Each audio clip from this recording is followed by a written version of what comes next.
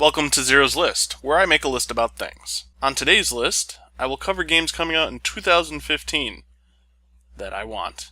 The first game on the list is Final Fantasy XIV's expansion, Heaven's Sword. Now, I was debating on whether to even put this on the list because it's not a full game, but it did make my list because it's my list, I do what I want.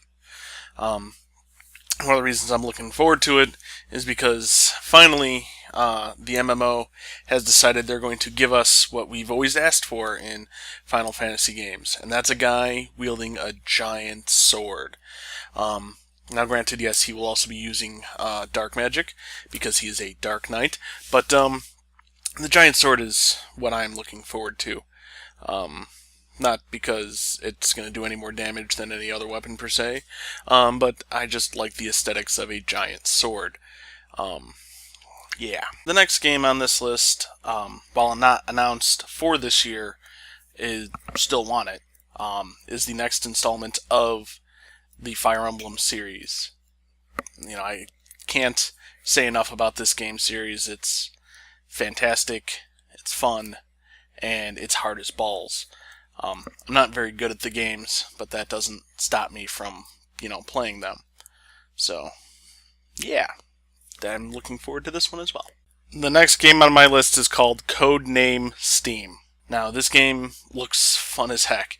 Just being able to play as, random literary references, as well as possibly taking control of President Lincoln himself to fight off the hordes of aliens that have come to try to take over the Earth. I can't think of a much better game, much less movie. So, you guys should probably out there in Hollywood get on that and make this a movie, because I would watch it. Next up, we have Persona 5. Now, this game looks amazing so far. If it's anything like its predecessors, it will be fantastic. I jumped into the series on Persona 3 on the PS2, and it was just the story itself was pretty twisty, and then just the gameplay was fun. It kind of took a turn on a turn-based strategy that I had not, thought of before or encountered before, but basically in Persona 3 you only controlled your character, and then if your character died it was game over. So you had to rely on the AI to not mess up your battles. They did fix that in Persona 4 where you could choose which way to go, and I'm hoping that Persona 5 brings it back to the Persona 3 level where the AI makes its own choices and you basically get to live with that consequence. So, but I'm definitely looking forward to that game when it does come out.